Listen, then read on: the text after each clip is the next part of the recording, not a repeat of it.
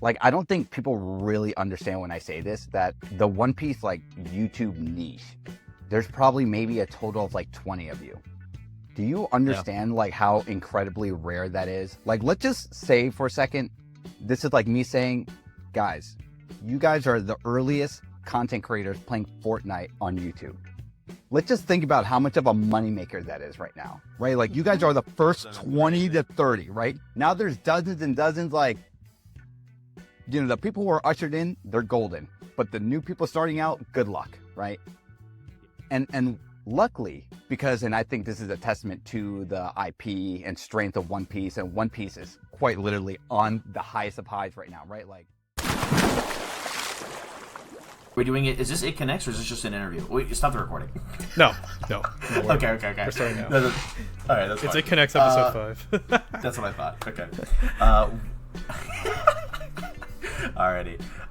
Welcome back to It Connects episode 5. We wanted to have another player interview, and I think this one's a little bit of a curveball, though, because he definitely is not majorly in the One Piece scene, but he is in our Florida scene pretty often, and you see him on Twitter pretty heavily with some of the One Piece players. But DJ Milez is with us today. A pretty good, well-known anime YouTuber who kind of goes over Jujutsu Kaisen and Chainsaw Man. I'll let him take it away, though, and kind of to go over what he does. yeah, thanks for introducing me. My name is DJ Milez, so I might not be the top player in the One Piece TCG competitive scene just yet, but I am your #1 Chainsaw Man content creator for weekly episodic reviews and chapter reviews and analysis breakdowns, and I also talk about Jujutsu Kaisen as well. So thanks for having me, guys. Hey, no worries. Awesome. I think the biggest reason I wanted to get you on here is because, first off, me and you have talked in the past. Me and you have met each other in the past. We've played in the past, and I know that you love the One Piece TCG. That you're always in the servers. You're like, can I get this card? Can I find this card? Can I? Like, I know you're active, but I know you're busy though too with YouTube and your work life. So first thing I want to go over with you is what got you into YouTube, because I know that's what you're known for. So what got you there? Ooh, okay. So there's like the really short answer and the really long answer and the also in-between answer. But to give you like the fun Marvel origin story, I had an opportunity to intern for a YouTube channel in Austin, Texas. And I immediately took it. And I was basically there watching how the sausage was made, so to speak, for a year. And after I left that channel, there was a moment where I just felt like anime was starting to come back in my life, right? I think, you know, I can't speak for you guys, but for many of my like colleagues, it's like, what got you into anime? It's like the Dragon Ball Z, Pokemon, Sailor Moon, Toonami days, right? Yu Yu Hakusho, etc. And then I basically just stopped for whatever reason. And it was always kind of like back there, you know? But then, you know, I had an opportunity to watch or to start this anime YouTube channel, and I think like Dr. Stone and JoJo Part 5 was coming out, and I'm like, you know what? Let me get back into all this. And just what a renaissance to fall in love with anime the second time around. And now understanding what like shonen is and battle mangas are, and you know, like isekais and all this stuff. And you know, I slowly started doing anime episodic, like seasonal content, right? Like My Hero Academia, Vinland Saga Season 1, etc. And then, you know, just over time, you kind of just iron out, like I'm sure you guys will discover in your YouTube journey, that like you're just going to consistently fine tune and just see what works. And then, you know, you will just build an audience over time. And now fast forward about 5 years. So I think it's going to be 5 years in June that I've had this channel. And here we are at 100K, and I'm super blessed, you know, to be where I'm at right now. Yeah, thank you. Absolutely. Speaking on that, because you brought up all these animes, because you brought up specifically one, Yu Yu Hakusho for me. That was my origin. Do you guys have? What is your origin? Is it Dragon Ball for you, DJ or Miles? What is your origin for anime? Yeah. I mean, I think the safest answer is like, yeah, it was like Pokemon Sailor Moon. Like I remember just growing up and seeing Pokemon like 6:30, 7 a.m., you know, so. And then I think it was like, answer?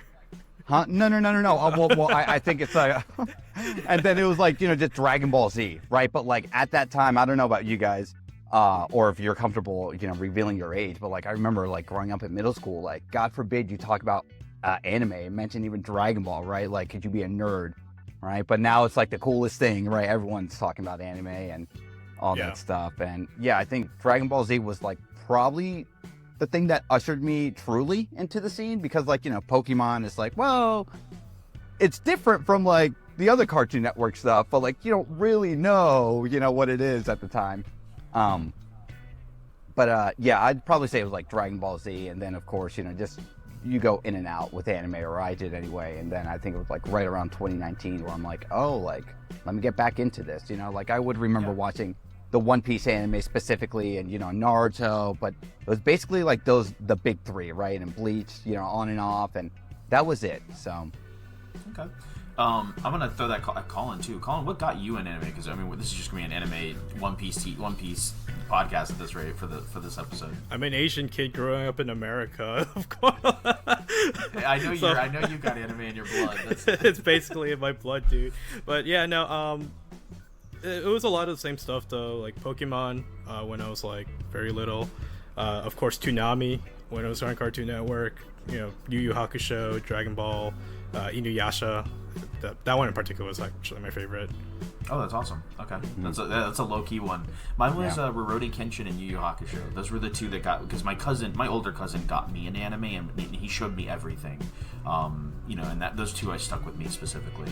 I was gonna say I mentioned, sorry to cut you off. Yeah, I mentioned Toonami, but like you talked about like Inuyasha and Yu Yu Hakusho, like yeah, duh, like Cowboy Bebop, you know, Samurai Champloo, like oh my god, yeah, those iconic. And I think someone asked me not too long ago, like what is my definitive favorite anime, and it's so hard to answer, but I think I just lean on Yu Yu Hakusho. Like, I'm not saying that because Trevor's here. I like really had to sit down on it, and I'm like, the ending is very mixed. I'm not too crazy about it, but you know, I think when you look at it as a whole, right, and then what people arguably say the best thing about Yu Yu Hakusho is what? The Dark Tournament. It's quite literally the unequivocal best tournament arc in all shonen that is still up back in 2024, approved by DJ Milez. I would love to see anyone fight me on that, and I will go back and forth. Well, that's the end of this podcast, guys. That's all I really brought him on here for, was just to confirm that. Because it's funny that you say that too, is because I'm gonna tangent here for a bit. Yu Yu Hakusho's ending, at least it got one right, and it got an ending that is respectable comparatively to a lot of animes out there. Compared to Hunter x Hunter. Hunter x Hunter, that doesn't have one. And I'll always have that over Hunter x Hunter, because I hate Hunter x Hunter for the logical reasons that he stopped Yu Yu Hakusho to go make Hunter x Hunter. But yeah. Anyways, we'll move on from that. So that brings me into, because you never really mentioned it. You did mention it minorly, is you did watch One Piece here and there. You know, on Toonami when it was playing 4Kids. Did you watch any of the 4Kids dubs, or were you? Yeah. No, 4Kids. Yeah. Okay. Gotta go. Right. Yeah. It's so cheesy, man. Yeah. Well, it's really bad. Well, that's my next question then, is what brought you into the One Piece TCG then? Because if One Piece, I don't know if it was a big part of your childhood or, you know, as you were growing up, what brought you into the TCG? Because I don't know if you have any other TCG backgrounds. That's actually the main thing I'm here to explore too, is do you have any other TCG backgrounds?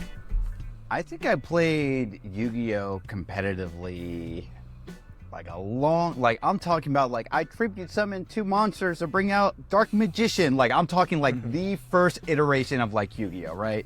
Okay. Like, you know, I heard some whistles about like Synchro and XYZ, and then like beyond that, like I wouldn't know what you're talking about, right? And then I think I like did collect the cards because I thought a lot of that stuff is cool, right? Like, oh my god, I can get the Egyptian god cards for like $5 now, right? Like for the whole set, right? Like before when they were like 200 a piece. But I digress. But to bring it back to One Piece, I think it was the 25th anniversary like 2 years ago. And then there was, you know, Bandai was like promoting like the One Piece card game. And, you know, in Japan, the card game is about 6 months ahead of the Western audience, right? And I was following pretty closely about that. And then there was this demo on the Bandai channel with Emma and Tom. Shout out to Emma and Tom, where they're like, here's how you play, you know? And I saw that and I'm like, you know, maybe let me just dabble with this. And luckily, I found product but it quickly got expensive, like within the first 2-3 weeks, and I hated not getting a booster. Like I did get a booster, but I did pay that like tax on it, you know. And when I found out that there was a scene and there's people who liked One Piece, like in my area, I slowly got sucked into it, and I'm like, oh man, this is fun. But let me ask you guys this: I think it's a little odd that I only enjoy this game as much as I do because I am really in love with the intellectual property, right? Like I love that One Piece and these characters and these leaders like had this effect similar to like what they do, right? Like, you know, Kid blocking, you know, with like his devil fruit, and like, you know, what Basil Hawkins do, right? Like there's things I know, like if you know the anime, or like Newgate losing a life, right? Because like what happens to Pops, right? Like, so it's crazy to me how there's people who just play the game because like they like the mechanics but don't know nothing about the characters. And I'm like, so if this was, I don't know, Teenage Mutant Ninja Turtles, would you really like it as much as, you know, would you like it as much as you do now? Or is it really just these characters are cool despite you not knowing anything, like the lore and all that? I'll let Colin go first, because Colin's actually new into the One Piece TCG scene. He's technically new. He came in at the end of set 4, going into set 5. It's so like new first. At this point. It's been like at this point like almost 7 months now, pretty much.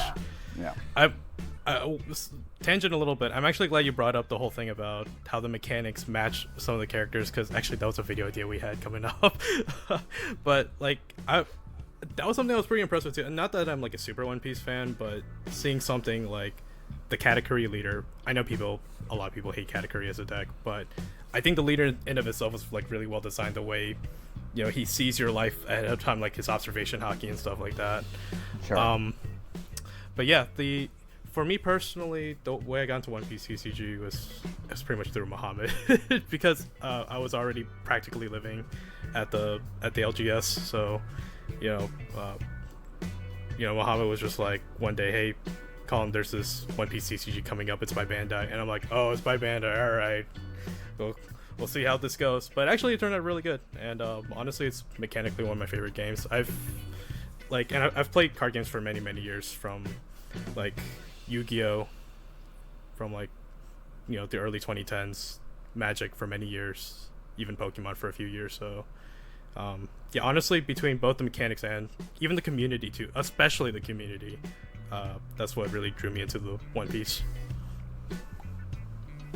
Okay. Gotcha.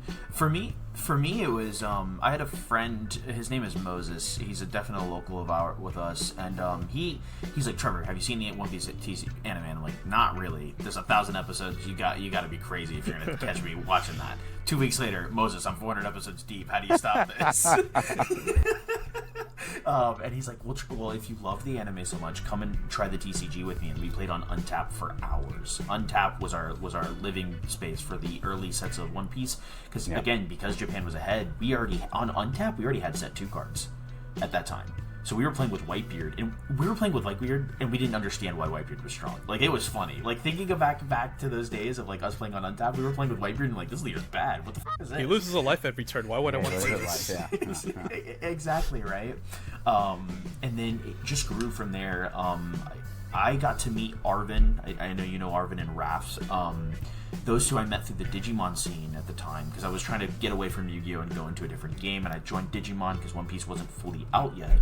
Met Arvin and Raph, and it was just like it was a history from there. Me and them, we were testing every day. We became really close friends. They actually are the reason that I even top 16 in my first tournament ever competitively. That was my first tournament, was because of them. Wow. Like, it's a crazy story. My TCG is I love my TCG story, but One Piece, I was not necessarily a fan, and I really am not a fan. I think the One Piece anime, if you grew up with it, I understand why you love it, understandably. But as somebody who binge watched it, I'm not gonna lie to you, it doesn't hold up as much as I thought it would. At least, especially the first I'd say 600 to 700 episodes where you're getting through that slog, and then you start to get like to maybe even like after Don Quixote's arc.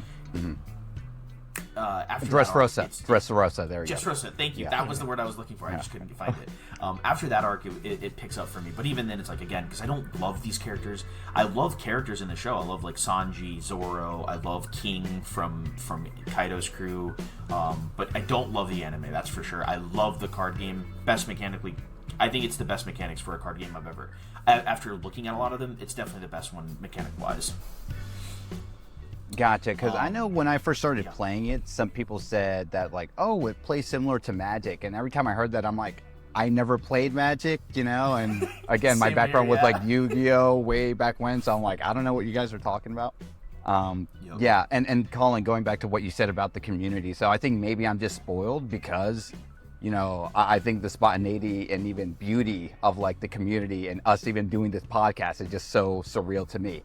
You know, it's like, wow, like, yeah, this is an incredible community. And, you know, I really am passionate on the Discord servers. And, you know, I consistently try to comment on every other One Piece, you know, content creator on YouTube because, like, I know the struggle and we can probably get into that later too. But, I think the community is really cool, right? And then I think, you know, just hearing the memes about, like, going to tournaments and people smelling or not smelling. And they're like, hey, One Piece, you have the least of that. So we do. All right. We do. I don't. All right. Yeah. Shout out to showering. I actually.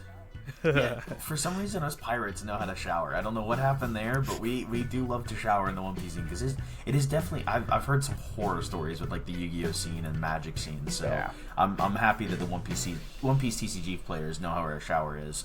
I think what's gonna go into the next question here is because you are a major YouTuber in the Chainsaw Man anime scene. Jujutsu Kaisen is parallel to that. What brought you to get with the One Piece YouTubers? Because I know that you do talk to like Cross and a few others out there. I think Orange Samurai as well. You've talked to on Twitter. I've seen your Twitter your Twitter feeds. Yeah. Or X feeds. Sorry. Let me call it. I call it Twitter. What brought you to start communicating with them? Because you are in the Brandon scene. You are anime focused, and you have a full-time job outside of this. Like you don't just do YouTube. So like what brought you to start talking to them? And I know you maybe your future plans to go work with them maybe. Oh man, I think a lot of that stuff maybe just happened organically. You know, I think Orange Samurai was someone, you know, you just kind of consistently heard of, right? Because he's always on Twitter and all this stuff. And I don't know, I think, you know, it's kind of like the star effect of like, oh my God, Orange Samurai said something to me because I liked his tweet or something, right? I don't know. It's kind of like the same effect of Mr. Beast said something to you. You're like, yo, I'm going to brag about this to all my friends, right? And I think, you know, there was a Kiss of Me tournament last August or July that I went to. Mm-hmm.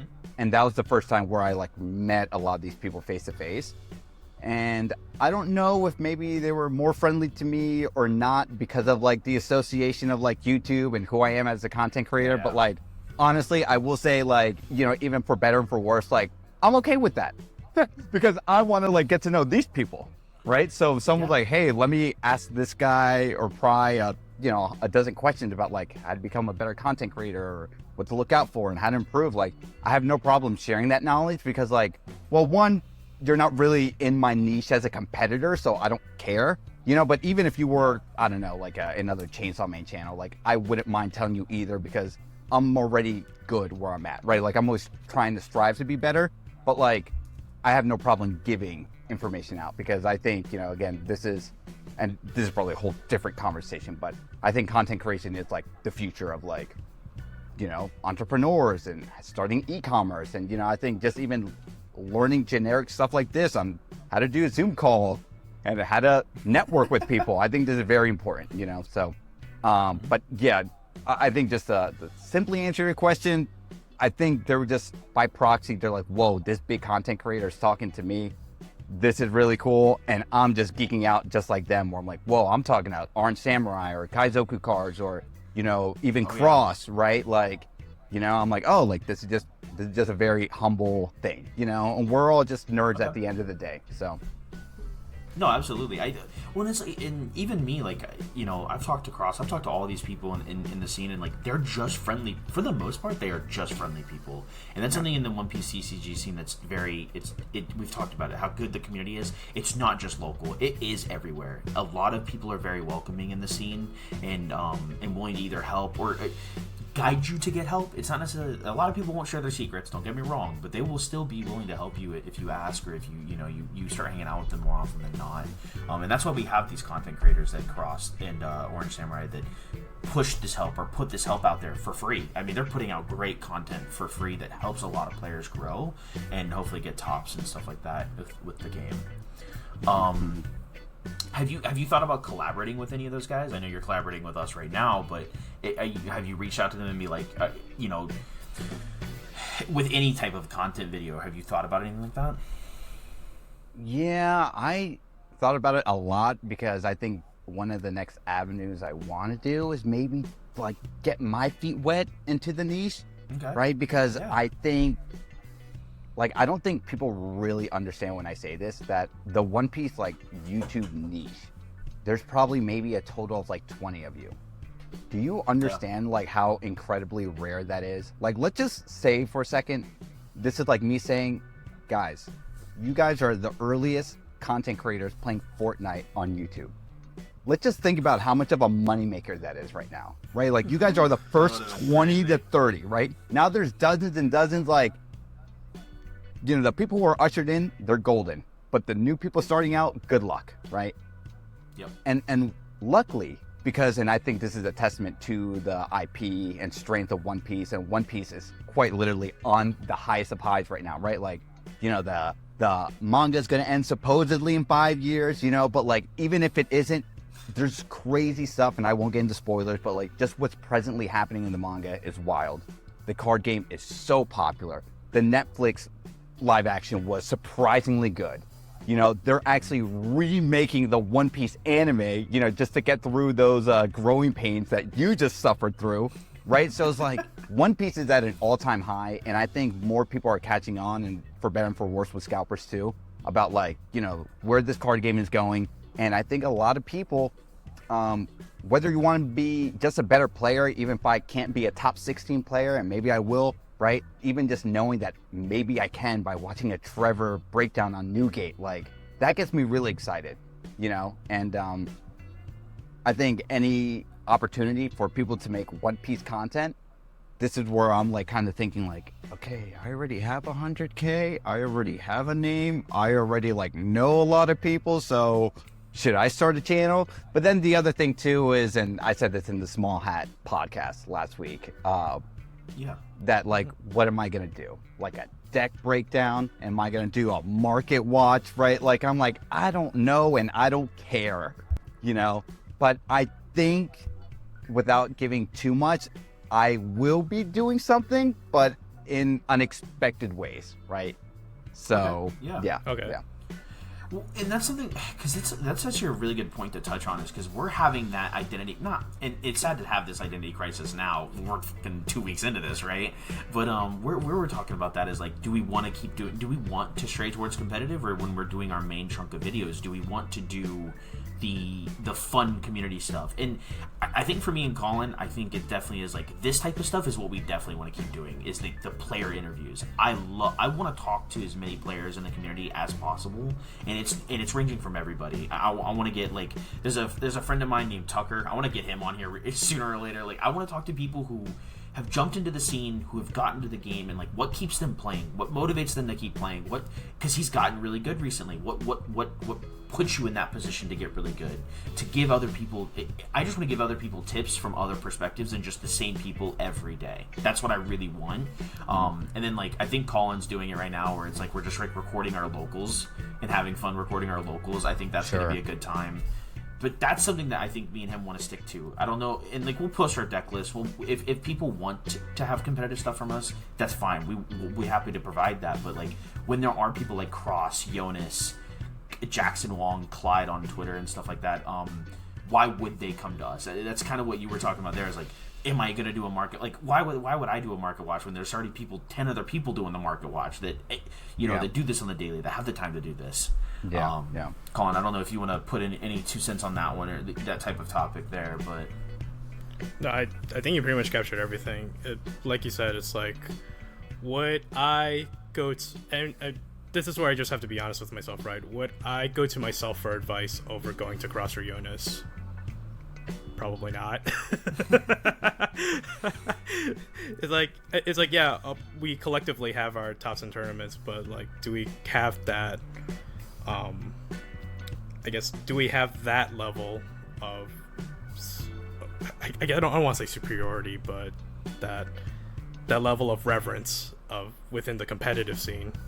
I don't know, and quite frankly, that is kind of the crossroads me and Trevor have been at of like, do we want to do more like fun and casual content, because that kind of like what Chris from Small Hat tends to market towards, because that is pretty much the majority of the One Piece player base and population, right?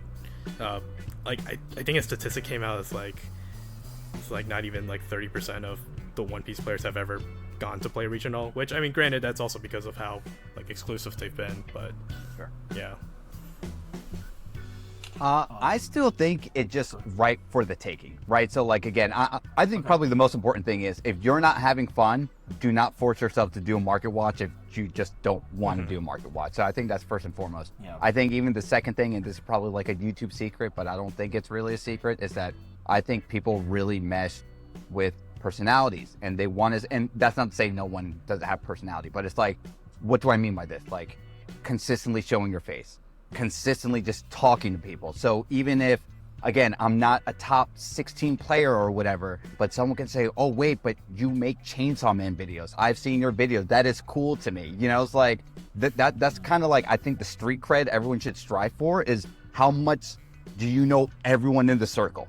I don't have to be the best, but if everyone knows me and they mess with me, I think that's probably going to take you way farther than, well, I don't want to say way farther, right? Like, if you're Cross or you're Jonas, like, yeah, you already got a set audience, because now I want to listen to the pro give me like the best advice, right, on how to win, or even just be a little bit more knowledgeable on the game. I think that's definitely, what's the word I'm looking for? Authority that they have over you and I, for sure, But like, what's the authority I have that I can preach all day and no one's going to discredit me? I have 100,000 subscribers. So I probably know a thing or two about making videos and how to make better videos, and just how to go about structuring certain things, right? But I think having interviews is just a very fun thing to do, right? Like, I still think this is kind of like, this is your guys' competitive advantage, right? Like, get more, like let's think about this. Let's fast forward to 5 years. You have, I don't know, 50,000 subscribers, 30,000, whatever, right? And you got like Moist Critical on. How crazy would that be? You got Moist Critical. It just like, he's falling in love with One Piece, and he's just like, oh my God, Sun Pirates TCG. Like, I'm a fan of you guys. He just now put out a video saying, I'm just now starting to like One Piece. Well, so, and it's funny you say that, Miles, because a local friend of mine that I've met through the scene and playing games, he's actually from Orlando, do you know Goblin? No. Okay, so he's a professional Smash player, and he's actually, his name's Alexis Stennett. He's a really good One Piece player. Funny enough, he's sponsored by Moist. Wow. Yeah, that's it's crazy. Funny that you said that's Moist. crazy. It's just a small world. Moist, if you're watching this podcast right now, it is something that I've talked about with these guys, especially, is like, I want to reach out to, I'm going to use what I can, my power with my connections, and just reach out to people and see if they're willing to just get them on and just talk to them, because that's all I care about. Is I want to learn about these people. I love podcasts myself. I love listening to podcasts. Sure. So yeah. One day, 5 years later, I would love to listen to these podcasts again. And I know that'd be outdated, but I would love to. That's something I would love to be able to do one day. And you said Moist there, so I might start reaching out to Alexis again, or maybe yeah. At least get Alexis on. I mean, I know he'd be down. Alexis loves just having a good time. Yeah, and I'm sorry. Go ahead. Go ahead. No. Go ahead. I was gonna say, I think like statistically speaking, it was like a year or two ago.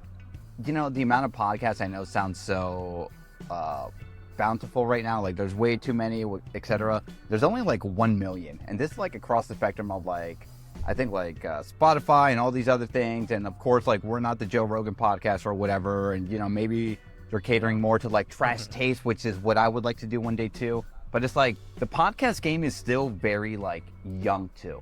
So I think there's just a huge opportunity for this like cross-pollination where again, you have like content creators from different niche, or like now you get Jonas one day, you know, and I think that just really sets you guys apart. And I think that's just such a cool idea, you know, because even if I don't do a One Piece channel, I've thought about what you said too. Like, what if I just interview other anime content creators in my niche? Because like, we all went through the struggle of our first 10,000. Yes. And many of us, like some of my friends are going to hit 100,000 this year.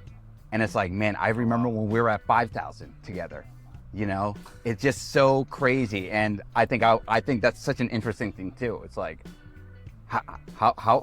why were you crazy as I was to do this rat race, right? Because statistically speaking, becoming like, even getting 1,000 subscribers is not looking good for a lot of people, you know, let alone 10,000. But like, look where a lot of these One Piece creators are, like in the YouTube game. It's just like crazy to me where, you know, whether it's like Heart Pirates TCG or the VV Theory or even like the Small Hat Crew, it's like you guys went from 0 to like 3,000 in like within a year. You know, like that's obnoxious. Like it took me 1 year to hit 1,000 subscribers. And I uploaded, I think, almost like 300 videos to get to my first 1,000.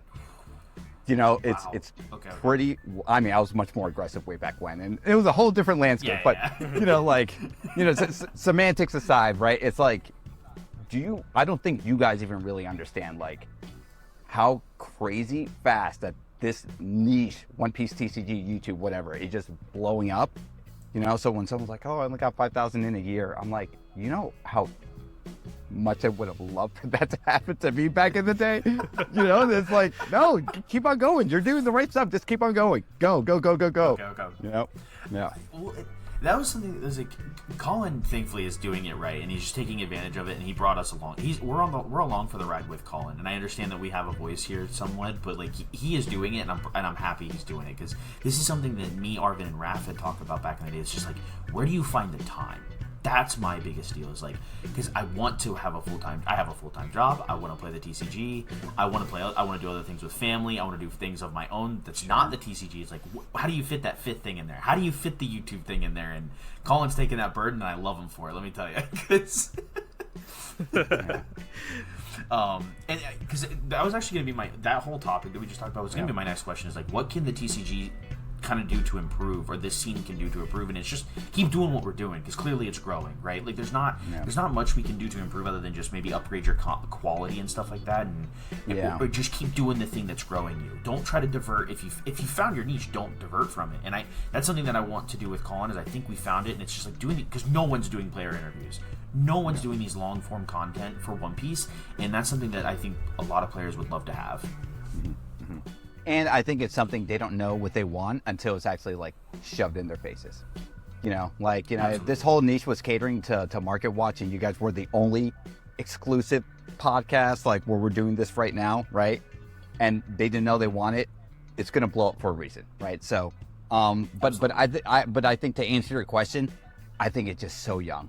Like again, if you were telling me like, hey, you are one of the first channels playing Fortnite on YouTube, what would we do to grow and be different? It's like, I don't know, bro. Fortnite is so big, and no one is on this like niche right now. Like, you know, I tell everyone, don't make videos.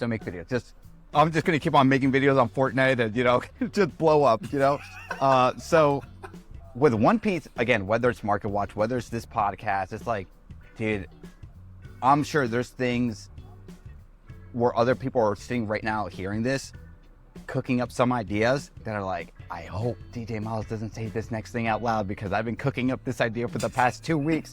You know, it's like, I don't know, right? Like, I think I even saw it in your guys' page of like having, you know, all your friends like interviewing, right? It was like a 20-minute vlog or something like that. Yeah, right? Like, oh yeah. that could be the secret sauce that no one knows about, you know, like I don't know, you know. Yeah. But it's really, I think, a super exciting time to be a One Piece content creator. Like I really believe I don't blame you. Yeah. We are very excited, and I think that's why we want to travel as much as possible. I think 3 of us are going to be going to Peoria, and even for like other games like DBS, because we just are going to stick to that Bandai niche maybe, and just we're going to try to breach into the Dragon Ball scene with the North Carolina trip, but Peoria, Texas, and then we're all going to be going to Gen Con. I'm pretty sure. Like we're going to be traveling as much as possible and make as much. I want to make the travel content as good as possible, and maybe even do like in-person player interviews like this, and just have us like sitting down in front of a camera in a quiet spot and just talking to somebody face to face. That might be something that we do with those trips as well. And now this goes. I'm bringing up the traveling and the competitive stuff now is because this is going to go from me to you. Is as a player, what are you doing now that like? Are you trying to take the game competitive, or are you just playing as much as you can when you can? Do you have testing partners? Do you text a buddy and be like, hey, do you want to get on and test? Because you're from the Brandon scene, so unfortunately, like it's crazy how much of a difference that Tampa to Brandon scene is for us. Yeah. But it's a big difference, like the players that you see daily. So do you have that? Do you test every day, or not every day, but do you test with someone regularly? I think in the beginning it was a little bit more toxic because I had that mentality of like, okay, now I'm an adult with adult money, so I can buy the cards I need, right? That's meta contenders, and just start grinding away on the sim. And then I think I realized, like around set 3, I actually took a break because set 4 I wasn't actually too crazy about, and set 3 I think was probably the most monotonous set for sure, you know. But I think at that point I burnt myself out a bit because I'm like, I think I went like 6-3. You know, that was like my first major. I came in 85th place, and I thought that was just so cool, right? Hey, that's still really amazing. good. Yeah, that's insane. By the way, just so you understand, like that's an insane feat. Yeah, and I think it's because going back earlier to what you were saying, like I met with like Los Fiends or whatever, and what's the other guy who doesn't do the videos anymore? It's like one main guy, but I forgot the other one. He was like a top Digimon player. He wears glasses. What's his name? Oh my god! But he's part of like Los. No. He's part of like Los Fiends. So it's like, but regardless, you know, I gave them YouTube advice, and I'm like, oh, what are you guys cooking? And they had like a supernova. I think like it was a supernova package combo or whatever that it was like no one knew about it, and they're just like, yeah, like here's our list, and I ran it, you know, and I went 6-3 with it. Yeah. And I did better than them in that tournament, which I thought was so funny, you know. Was that Kissimmee? That was Kissimmee, right? It was Kissimmee like last August or whatever, and that was like the first time I met, Janik Toll, who's, you know, Kaizoku cards or whatever, you know, who makes the custom One Piece cards and all that stuff. Yeah. But hold on, I'm like, go ahead. Oh, but I was gonna say just to answer your question. Wait, go ahead. Yeah, go ahead. Oh, okay. But I think go ahead, you're good. So after that burnout, you know, I think I slowly got my feet back in, I think closer to set 5. But yeah, it's hard because I want to be competitive, you know, but my job, unfortunately, I work in the weekends, and unfortunately that's where all the major big tournaments come, you know. So here I am getting my cards, here I am playing at my weekly locals on Thursdays. And then it's like, well, what do? I don't have enough reps in, you know? So like, I can't be too upset if I don't win, but then I also want to have fun.